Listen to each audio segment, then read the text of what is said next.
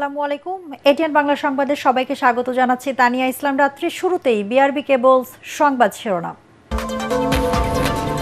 চাংখারপুলে ৬ জনকে হত্যার ঘটনায় সাবেক জেএমপি কমিশনার হাবিবুর সহ ৩ জনের মৃত্যুদণ্ড, ৫ আসামির বিভিন্ন মেয়াদে কারাদণ্ড।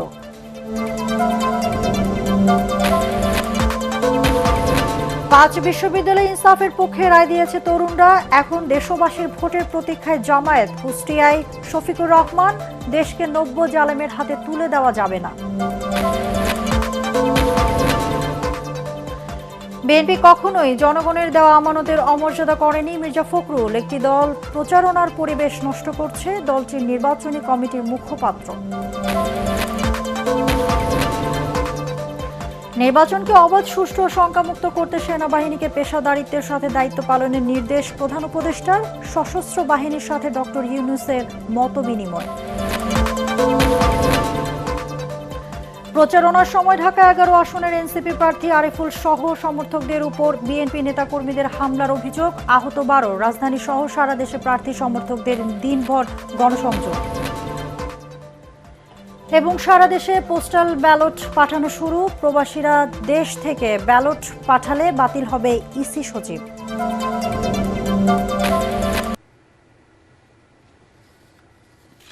শুনছিলেন বিআরবি কেবল সংবাদ শিরোনাম, এবারে বিস্তারিত।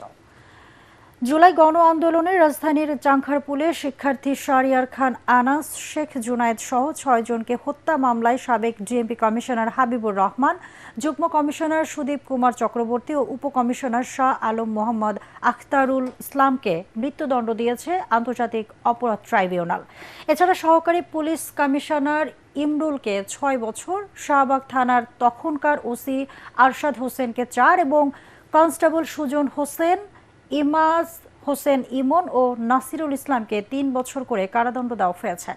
বিচারপতি গোলাম মর্তুজা মজুমদারের নেতৃত্বাধীন ৩ সদস্যের ট্রাইব্যুনাল ১ এই রায় দেন। মৃত্যুদণ্ডপ্রাপ্ত ৩ আসামির যাবতীয় সম্পত্তি সরকারের অনুকূলে বাজেয়াপ্ত করার নির্দেশ দিয়েছেন ট্রাইব্যুনাল। ৮ আসামির মধ্যে ৪ জন পলাতক। জুলাইয়ে মানবতা বিরোধী অপরাধের মামলায় এটি দ্বিতীয় রায়, আর আইন শৃঙ্খলা বাহিনীর বিরুদ্ধে এটি প্রথম।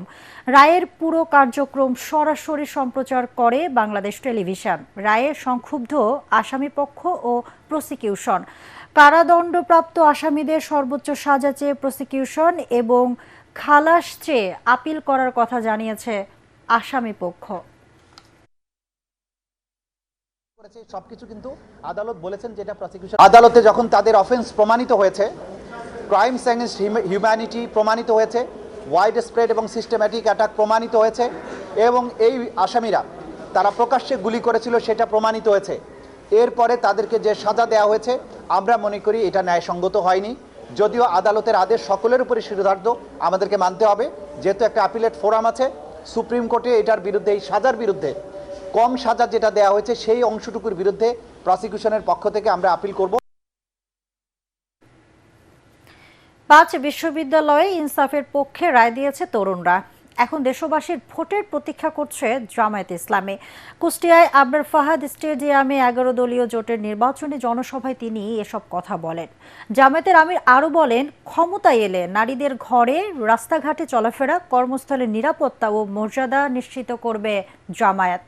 সভায় ১১ দলীয় ঐক্যের নেতারা বলেন, দেশকে আর কখনোই নব্য জালেমের হাতে তুলে দেওয়া হবে না। এহসানুল গনি স্বজনের ক্যামেরায় আরো জানাচ্ছেন খায়রুল ইসলাম। কুষ্টিয়া শহীদ আবরার ফাহাদ স্টেডিয়ামে নির্বাচনী জনসভার মধ্য দিয়ে শুরু হলো জামায়াত ইসলামী সহ ১১ দলীয় জোটের দ্বিতীয় দফার নির্বাচনী সফর। আমিরের আগমনকে ঘিরে সকাল থেকেই জামায়াত ইসলামী সহ ১১ দলীয় নেতাকর্মীদের ঢল নামে।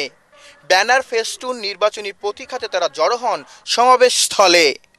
এ সময় জামায়াতের আমির ডাক্তার শফিকুর রহমান সহ উপস্থিত ছিলেন ১১ দলীয় জোটের শীর্ষ নেতৃবৃন্দ। জোটের নেতারা বলেন, কেউ যদি আবারও ফ্যাসিবাদী কায়েম করতে চায় তাহলে তাদেরও হাসিনার মতো দিল্লিতে পাঠিয়ে দেওয়া হবে। নতুন করে কোনো ফ্যাসিস্ট তৈরি হতে দেওয়া হবে না। ঐক্যবদ্ধ বাংলাদেশের নেতৃবৃন্দ মাথা নত করলে শুধুমাত্র আল্লাহর সামনে মাথা নত করে। আইন কার আইনে দেশ চলবে। জনগণের একটা টাকা আমাদের পকেটে যাবে না ইনশাআল্লাহ। যা বাজেট হবে, যেখানকার জন্য বাজেট হবে, প্রত্যেকটি অর্থ, প্রতিটি পয়সা তার কাছে পৌঁছিয়ে দেওয়ার জন্য সেবক হিসাবে কাজ করব ইনশাআল্লাহ। এ সময় জামায়াতের আমির ডাক্তার শফিকুর রহমান বলেন, ৫ আগস্টের পর কোনো ধরনের মামলা বাণিজ্য করেনি জামায়াত, কিন্তু একটি পক্ষের মামলা বাণিজ্যে সাধারণ মানুষও রক্ষা পায়নি। এই যারা ৫৪ বছরের দেশটাকে খামড়ে একেবারে তছনছ করে দিয়েছে, আমরা গভীরভাবে বিশ্বাস করি এদের দৃষ্টিভঙ্গি এবং চরিত্র পরিবর্তন না হলে এরা দেশের জন্য ভালো কিছুই করতে পারবে না। জামায়াত ক্ষমতায় এলে ১ বছরের মধ্যে দেশের চিত্র বদলে দেওয়ার প্রতিশ্রুতিও দেন জামায়াত আমির। সিন্ডিকেট ভেঙে একদম চুরমার করে। আর তৃতীয়টা হচ্ছে চাঁদাবাজিতে যারা লিপ্ত তাদেরকে আমাদের বুকে টেনে নিয়ে অন্য ভালো কাজে লাগিয়ে দেওয়া। এই ৩টা কাজ আমরা সফলভাবে যদি আল্লাহ তাআলার সাহায্যে করতে পারি, আমরা বিশ্বাস করি ১ বছরের ভিতরে বাংলাদেশের মানুষ লক্ষণীয় পরিবর্তন দেখবে ইনশাআল্লাহ। কুষ্টিয়ার সমাবেশ শেষে মেহেরপুর, চুয়াডাঙ্গা ও ঝিনাইদহে নির্বাচনী জনসভা করবেন জামায়াত ইসলামীর আমির সহ ১১ দলীয় জোটের শীর্ষ নেতারা। যারা সমাজে ন্যায় বিচার দেখতে চায় না, বরঞ্চ বিচার অঙ্গনকে নিজের পকেটে নিয়ে চলতে চায়, তারা পাল্লাকে গায়েব করে দিয়েছিল। খায়রুল ইসলাম, এটিএন বাংলা, কুষ্টিয়া। বিএনপি কখনোই জনগণের দেওয়া আমানতের অমর্যাদা করেনি বলে মন্তব্য করেছেন বিএনপি মহাসচিব মির্জা ফখরুল ইসলাম আলমগীর। দুপুরে নিজ নির্বাচনী এলাকা ঠাকুরগাঁও ১ আসনের বেগুনবাড়ি ইউনিয়নের পাইকপাড়ায় আয়োজিত জনসভায় তিনি এই মন্তব্য করেন। মির্জা ফখরুল বলেন, কিছু খারাপ লোক আছে যারা নিজেদের মধ্যে বিরোধ ও বিভেদ সৃষ্টি করাতে চায়। এই চক্রান্ত থেকে দলীয় নেতাকর্মীদের সজাগ থাকার আহ্বান জানান তিনি। হিন্দু সম্প্রদায়ের যে কোনো সমস্যায় পাশে থাকারও কথা জানান মির্জা ফখরুল। আমরা একটা জোর দিয়ে বলতে পারি, আমরা আমানত খেয়ানত করি না। আমরা যে ভোট নেই আমরা কাজ করার চেষ্টা করি। আমরা এই ভোট নিয়ে আমরা ঘুষ চাই না। আমরা স্কুলের মাস্টার, টিচার, দপ্তরের চাকরির জন্য আমরা ঘুষ নিব না, নিতে না, নিজেকে দেবো না কাউকে। আমরা কোনো চাকরির জন্য পয়সা নিব না, কোনোদিন নিব না, এবং অন্যরা যেন না নিতে পারে সেই ব্যবস্থা আমরা করব। জাতীয় সংসদ নির্বাচন সামনে রেখে নির্দিষ্ট একটি রাজনৈতিক দল মানুষের ধর্মীয় অনুভূতির অপব্যবহার করে ভোটারদের প্রভাবিত করার চেষ্টা করছে বলে মন্তব্য করেছেন বিএনপির নির্বাচন পরিচালনা কমিটির মুখপাত্র ও দলের চেয়ারম্যানের উপদেষ্টা ডক্টর মাহদি আমিন। গুলশানে এক সংবাদ সম্মেলনে তিনি বলেন, নির্বাচনী প্রচারণার বিভিন্ন কর্মকাণ্ড নির্বাচনী আইন ভঙ্গ করে নির্বাচনী প্রচারণার সুষ্ঠু পরিবেশ নষ্ট করছে দলটি। একই সঙ্গে ভোটারদের এনআইডি ও ব্যক্তিগত তথ্য সংগ্রহ এবং তার অপব্যবহারের আশঙ্কা প্রকাশ করে নির্বাচন কমিশনের কাছে দ্রুত কার্যকর ব্যবস্থা নেওয়ার দাবি জানিয়েছেন মাহদি আমিন। তিনি বলেন, বিএনপি এবার ১০ জন নারী প্রার্থীকে মনোনয়ন দিয়েছে, যা নারীর ক্ষমতায়নে দলের অঙ্গীকারের বহিঃপ্রকাশ। আমরা লক্ষ্য করছি যে একটি নির্দিষ্ট রাজনৈতিক দলের প্রার্থীরা এবং তাদের বিভিন্ন পর্যায়ের নেতা কর্মী ও সমর্থকেরা ধর্মীয় অনুভূতির অপব্যবহার করে নির্বাচনী প্রচারণা চালাচ্ছেন, যেখানে বলা হচ্ছে তাদের প্রতীককে জয়লাভ করানো মানে নিজের ঈমানকে জয়লাভ করানো, এবং জান ও মাল দিয়ে সেই প্রতীককে জয়লাভ করানো ঈমানের দায়িত্ব। ধর্মের অপব্যাখ্যা দিয়ে ভোট চাওয়ার এই অপপ্রয়াস অনাকাঙ্ক্ষিত। আসন্ন নির্বাচন সম্পন্ন করতে সশস্ত্র বাহিনীকে পেশাদারিত্ব, নিরপেক্ষতা এবং আন্তঃপ্রাতিষ্ঠানিক সমন্বয়ের মাধ্যমে দায়িত্ব পালনের নির্দেশ দিয়েছেন প্রধান উপদেষ্টা ডক্টর মোহাম্মদ ইউনূস। সকালে ঢাকা সেনানিবাসের সেনা সদরের হেলমেট অডিটোরিয়ামে আসন্ন ত্রয়োদশ জাতীয় সংসদ নির্বাচন ও গণভোট উপলক্ষে সশস্ত্র বাহিনীর ঊর্ধ্বতন কর্মকর্তাদের সাথে মত বিনিময় সভায় প্রধান উপদেষ্টা এই নির্দেশনা দেন। প্রধান উপদেষ্টা অনুষ্ঠান স্থলে পৌঁছালে তাকে অভ্যর্থনা জানান সেনা, নৌ ও বিমান বাহিনীর প্রধান সহ সশস্ত্র বাহিনীর বিভাগের প্রিন্সিপাল স্টাফ অফিসার। সবার শুরুতে প্রধান উপদেষ্টা দেশের প্রয়োজনে সশস্ত্র বাহিনীর গৌরবোজ্জ্বল ও দায়িত্বশীল ভূমিকার কথা উল্লেখ করেন। দীর্ঘ সময় ধরে ধৈর্য ও পেশাদারিত্বের সাথে আইন শৃঙ্খলা বজায় রাখায় সশস্ত্র বাহিনীকে ধন্যবাদ ও কৃতজ্ঞতা জানান তিনি। সভায় নির্বাচন সংশ্লিষ্ট বিভিন্ন গুরুত্বপূর্ণ ও সমসাময়িক বিষয়ে বিস্তারিত আলোচনা হয়।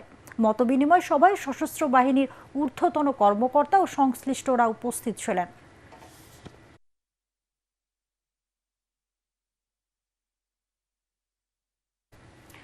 ঢাকা 18 আসনের 11 দলীয় জোটের প্রার্থী এনসিপির সিনিয়র যুগ্ম আহ্বায়ক আরিফুল ইসলাম সহ নেতাকর্মীদের উপরে হামলার ঘটনা ঘটেছে। এতে নূরপাড়া আলিম মাদ্রাসার প্রিন্সিপাল বরকতুল্লাহ ও তার বড় ভাই হেদায়েতুল্লাহ সহ অন্তত 12 জন আহত হন। বিএনপি নেতাকর্মীরা এই হামলা চালায় বলে অভিযোগ করেছেন প্রার্থী আরিফুল ইসলাম। সকালে রাজধানীর খিলক্ষেত জুমনি নূরপাড়া আলিয়া মাদ্রাসায় নির্বাচনী প্রচারণার সময় এই হামলায় শিকার হন তারা। আরিফুল ইসলাম জানান, 43 নম্বর ওয়ার্ড বিএনপির সভাপতি দিদার মোল্লা দলবল নিয়ে তাদের উপর হামলা করে।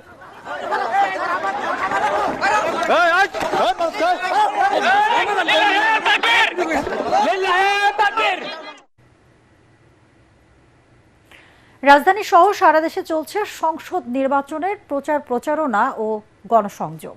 সভা সমাবেশ, লিফলেট বিতরণ আর মিছিল মিটিংয়ে ব্যস্ত সময় পার করছেন প্রার্থী ও সমর্থকরা।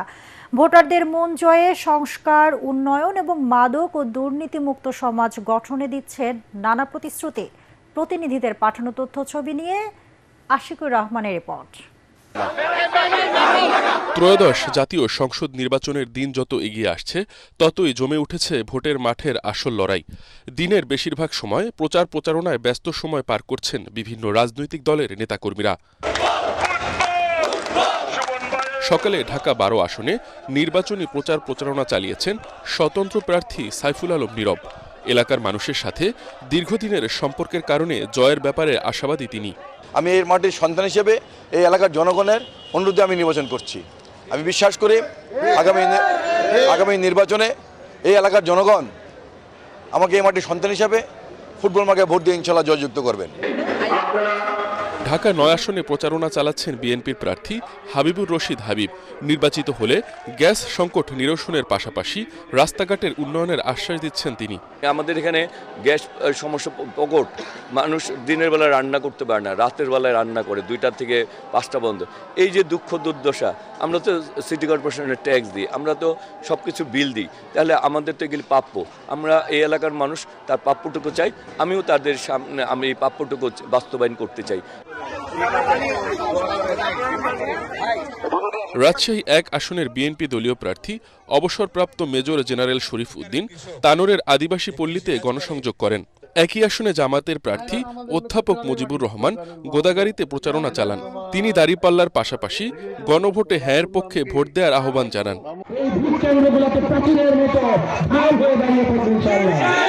কুমিল্লা 4 আসনে এনসিপির প্রার্থী হাসনাত আবদুল্লাহ প্রচারণা চালান দেবিদ্বার পৌর এলাকার ফতেহাবাদ ও মরিচাকান্দায়।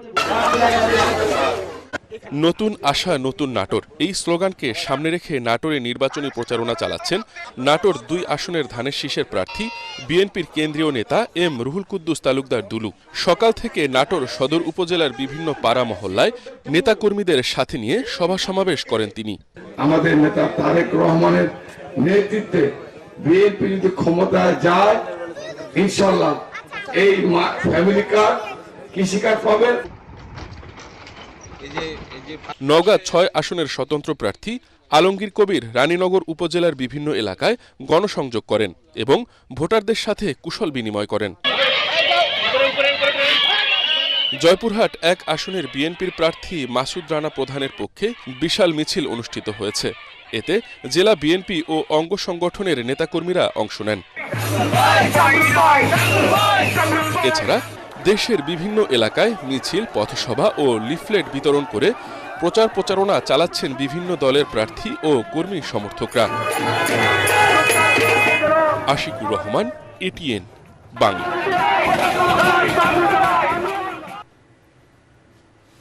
আজ থেকে দেশের মধ্যে পোস্টাল ব্যালট পাঠানো শুরু হয়েছে বলে জানিয়েছেন নির্বাচন কমিশনের সিনিয়র সচিব আখতার আহমেদ। রাজধানীর আগারগাঁও নির্বাচন ভবনে এক ব্রিফিংয়ে কথা জানিয়ে তিনি বলেন, সংশ্লিষ্ট এলাকার রিটার্নিং কর্মকর্তার কাছে নির্বাচনী আচরণবিধি লঙ্ঘনের অভিযোগ দিলে দ্রুত ব্যবস্থা নেওয়া সহজ হয়। পোস্টাল ভোটিংয়ে বিদেশে আচরণবিধি লঙ্ঘন করলে সেটার দায় ওই ব্যক্তির। লেভেল প্লেইং ফিল্ড আছে বলেই সবাই স্বাধীনভাবে প্রচারণা চালাতে পারছে জানিয়ে ইসি সচিব বলেন, সিইসির বিরুদ্ধে আদালত অবমাননার রুলের বিষয়ে কোনো নির্দেশনা ইসির কাছে নেই। আমি আপনাদের মাধ্যমে সবাইকে বলছি যে আচরণবিধি ভঙ্গের বিষয়টা আপনারা 300 কনস্টিটিউয়েন্সিতে 300টা electoral enquiry and adjudication committee আছে, তাদেরকে বলেন, তাদেরকে আপনারা বলেন, রিটার্নিং অফিসারের কাছে বলেন, with a copy to us, আমরা এখান থেকে এই জিনিসটাকে ফলো আপ করবো। সংসদ নির্বাচন ও গণভোট উপলক্ষে আগামী 11 ও 12 ফেব্রুয়ারি সারা দেশে সরকারি ছুটি ঘোষণা করা হয়েছে। পাশাপাশি শিল্পাঞ্চলের শ্রমিক ও কর্মচারীদের জন্য আগামী 10 ফেব্রুয়ারি বিশেষ ছুটি দেওয়া হয়েছে। জনপ্রশাসন মন্ত্রণালয় থেকে জারি করা এক প্রজ্ঞাপনে কথা জানানো হয়েছে। সুনামগঞ্জের 1 ও 3 আসনে নির্বাচনী মাঠে সরব বিএনপি প্রার্থীরা। বিপরীতে একক প্রার্থী দিতে ব্যর্থ হওয়ায় জামায়াত নেতৃত্বাধীন 11 দলীয় ঐক্যে দেখা দিয়েছে বিভাজন। এতে বিভ্রান্তিতে পড়েছেন জোটের সমর্থক ও ভোটাররা। সুনামগঞ্জ প্রতিনিধি পঙ্কজদের পাঠানো রিপোর্ট জানাচ্ছেন আসিফুর রহমান সাগর। সুনামগঞ্জ 1 আসনে একক প্রার্থী নির্ধারণে ব্যর্থ হয় বিভক্ত অবস্থায় রয়েছে জামায়াতে ইসলামী নেতৃত্বাধীন 11 দলীয় ঐক্য। এ আসনে জামায়াতের প্রার্থী তোফায়েল আহমেদ খানের পাশাপাশি মাঠে রয়েছেন জোটের শরিক দল নিজামে ইসলামী পার্টির প্রার্থী মাওলানা মুজাম্মিল হক তালুকদার। আমাদের জোটবদ্ধ হওয়া এবং কর্মকৌশল নির্ধারণ করার বিষয়গুলো আমাদের কেন্দ্রীয় নেতৃবৃন্দ দেখছেন। তো এইখানে আসলে যাকে আমরা খবর পেয়েছি উনি আসলে জনসম্পৃক্ত মানুষ না। 10 দলীয় জোটের চূড়ান্ত মনোনয়নের প্রার্থী একমাত্র আমি মাওলানা মুজাম্মিল হক তালুকদার। এখানে 10 দলীয় জোটের দ্বিতীয় কোনো প্রার্থী আমার এই সুনামগঞ্জ 1 আসনের মধ্যে নেই। অন্যদিকে এই বিভক্তির সুযোগ নিয়ে বেশ জোরে সোরে মাঠে নেমেছেন এই আসনের বিএনপি প্রার্থী কামরুজ্জামান কামরুল ও দলীয় নেতাকর্মীরা। হাট বাজার পাড়া মহল্লায় মিছিল মিটিং ও গণসংযোগ করে ভোটারদের মন জয়ে ব্যস্ত সময় পার করছেন তারা। অমুক পার্কায় ভোট দিলে ব্যস্ত চলে যাবেন লেখা আছে, নাউজুবিল্লাহ।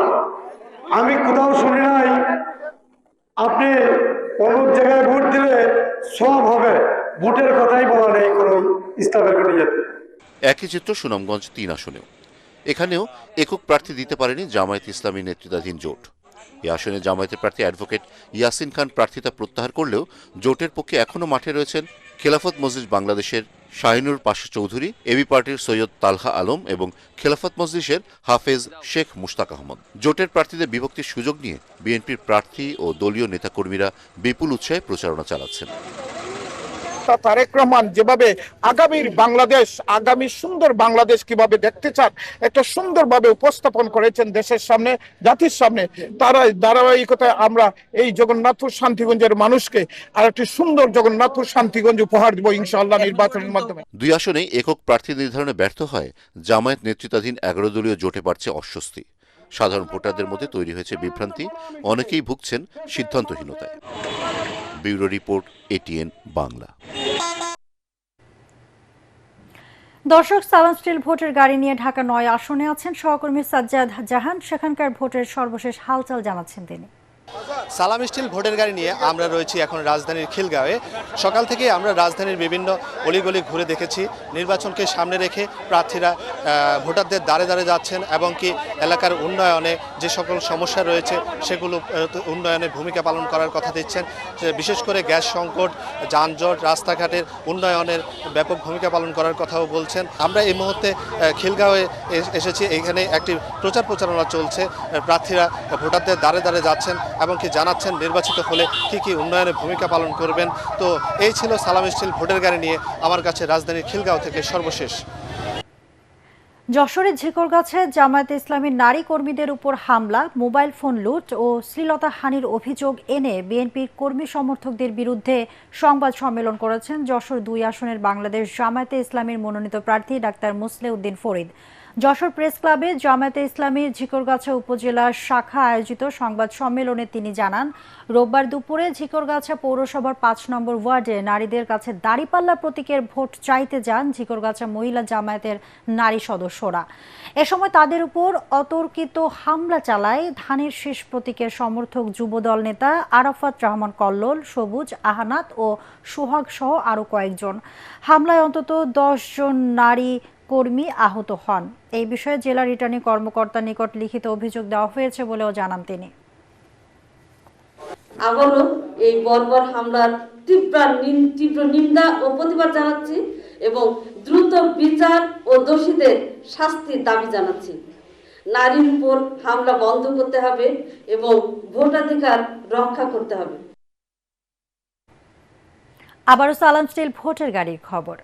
নির্বাচিত হলে দ্বিতীয় পদ্মা সেতু নির্মাণের জন্য সংসদে দাবি তোলার প্রতিশ্রুতি দিয়ে ভোটারদের দাঁড়ে দাঁড়ে ছুটছেন রাজবাড়ী ১ আসনের প্রার্থীরা।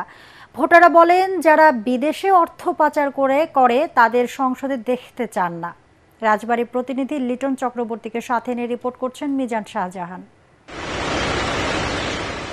সদর ও গোয়ালন্দ নিয়ে সংসদীয় আসন রাজবাড়ী ১। পদ্মা নদী মানিকগঞ্জ থেকে বিচ্ছিন্ন করেছে রাজবাড়ীকে।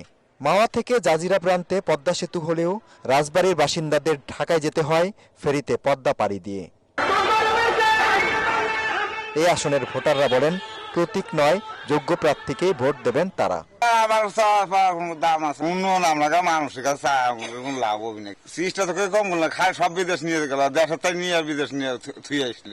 জামাতের প্রার্থী অ্যাডভোকেট নুরুল ইসলাম বলেন, চাঁদাবাজদের লাল কার্ড দেখাবে ভোটাররা। অতীতের যে প্রচলিত রাজনীতি এবং যারা পেশা হিসেবে নিয়েছিল বা ক্ষমতায় থাকতে চায়, ক্ষমতায় যেতে চায় নিজের ভাগ্য করার জন্য, তাদেরকে মানুষ লাল কার্ড দেখাবে। অপরদিকে আমরা আমাদের এই এলাকা সহ দেশবাসী কল্যাণের জন্য আমরা কাজ করছি। আর বিএনপির প্রার্থী আলী নওয়াজ মাহমুদ খৈয়ম বলেন, ৭১-এর পরাজিত শক্তি কখনোই বিজয়ের মালা পড়তে পারবে না। আমি জানি না তাদের হাতে কি লাল কার্ড আছে। জামাত তো ৭১ সালে একবার লাল কার্ড দেখিয়েছে। বাংলাদেশের রাজনীতিতে দুর্ভাগ্যজনকভাবে গুরুত্বপূর্ণ সময়গুলো তো জামাত খুব নেতিবাচক রাজনীতি করেছে। ফলে জামাতকে মানুষ কখনোই দেশপ্রেমিক রাজনৈতিক দল হিসেবে গ্রহণ করেনি। শিক্ষা ও স্বাস্থ্য খাতে অবহেলিত এ আসনের বাসিন্দারা। এখানকার ভোটাররা বলছেন, রাজবাড়ী জেলা সদর হাসপাতালে উন্নত চিকিৎসা ব্যবস্থা নেই। এই কারণে তাদেরকে রেফার করে দেওয়া হয় পার্শ্ববর্তী ফরিদপুর মেডিকেল কলেজ হাসপাতাল অথবা ঢাকা শহরে। তাই এখানকার ভোটাররা বলছেন, আগামীতে যিনি সংসদ সদস্য নির্বাচিত হবেন তাকে নিশ্চিত করতে হবে এই রাজবাড়ী শহরে একটি মেডিকেল কলেজ হাসপাতাল। মিজান শাহজাহান, এটিএন বাংলা, রাজবাড়ী। দর্শক, সালাম স্টিল ভোটের গাড়ি নিয়ে শরীয়তপুরে আছেন সহকর্মী রুকনুজ্জামান পারভেজ। তিনি জানাচ্ছেন সেখানকার ভোটের হালচাল।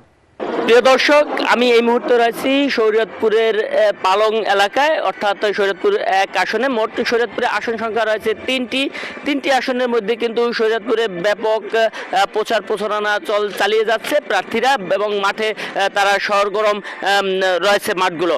এখানে মোট ২১ জন ভোটার প্রার্থী রয়েছেন এই জেলায়। এর মধ্যে শরীয়তপুর সদর আসনে রয়েছেন বিএনপির প্রার্থী সাইদ আসলাম এবং 10 দলীয় জোটের প্রার্থী জালাল উদ্দিন আহমেদ।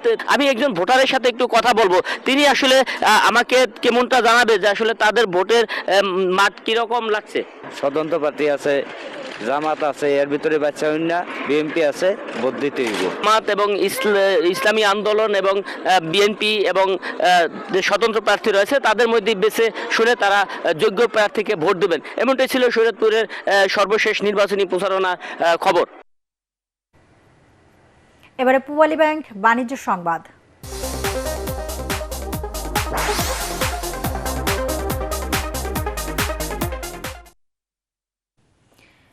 দেশের বাজারে আবারও বেড়েছে স্বর্ণের দাম।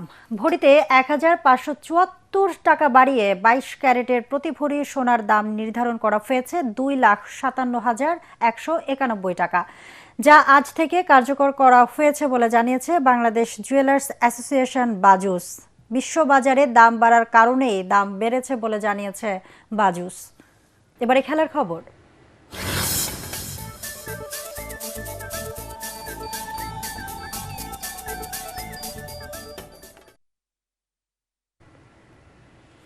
5 গোলের রোমাঞ্চকর এক ম্যাচে আর্সেনালকে হারিয়েছে ম্যানচেস্টার ইউনাইটেড। তাতে ইংলিশ প্রিমিয়ার লিগ শিরোপা জয়ের স্বপ্নে সবচেয়ে বড় ধাক্কা খেল গানাররা।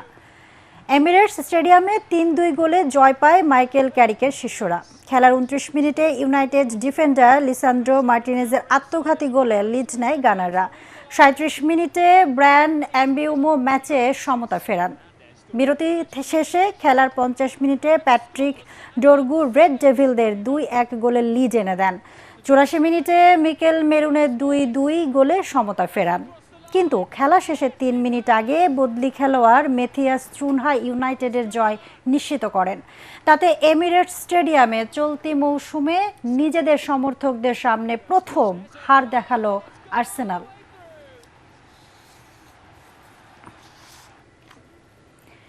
পয়েন্ট টেবিলে তলানিতে থাকা রিয়াল ওভিয়েদোকে ৩-০ গোলে পরাজিত করে স্প্যানিশ লা লিগার শীর্ষস্থান পুনরুদ্ধার করল কাতালানরা। নিজেদের মাঠ নিউ ক্যাম্পে প্রথমার্ধে গোলের দেখা পায়নি বার্সেলোনা। বিরতি থেকে ফিরে খেলার ৫২ মিনিটে দলকে এগিয়ে দেন দানি ওলমো। ৫৭ মিনিটে ব্যবধান দ্বিগুণ করেন রাফিনহা। খেলার ৭৩ মিনিটে হ্যান্সি ফ্লিকের দলকে ৩-০ গোলের জয় পাইয়ে দেন লামিনে ইয়ামাল। এতে চিরপ্রতিদ্বন্দ্বী রিয়াল মাদ্রিদকে সরিয়ে স্প্যানিশ লা লিগায় পয়েন্ট টেবিলের শীর্ষে উঠে গেল বার্সেলোনা। শেষ করার আগে বিআরবি কেবল সংবাদ শিরোনাম আরেকবার। চাংখারপুলে ৬ জনকে হত্যার ঘটনায় সাবেক ডিএমপি কমিশনার হাবিবুর সহ ৩ জনের মৃত্যুদণ্ড, ৫ আসামির বিভিন্ন মেয়াদে সাজা।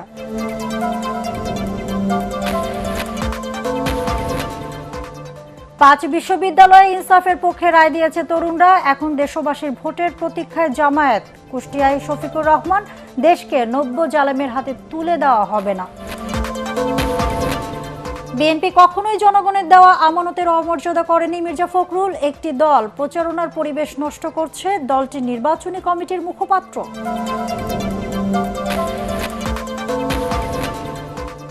নির্বাচনকে অবাধ, সুষ্ঠু ও শঙ্কামুক্ত করতে সেনাবাহিনীকে পেশাদারিত্বের সাথে দায়িত্ব পালনের নির্দেশ প্রধান উপদেষ্টার।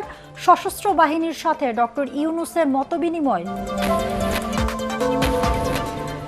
প্রচারণার সময় ঢাকা ১১ আসনের এনসিপি প্রার্থী আরিফুল সহ সমর্থকদের উপর বিএনপি নেতাকর্মীদের হামলার অভিযোগ। আহত ১২। রাজধানী সহ সারা দেশে প্রার্থী সমর্থকদের দিনভর গণসংযোগ। এবং সারা দেশে পোস্টাল ব্যালট পাঠানো শুরু। প্রবাসীরা দেশ থেকে ব্যালট পাঠালে বাতিল হবে, ইসি সচিব।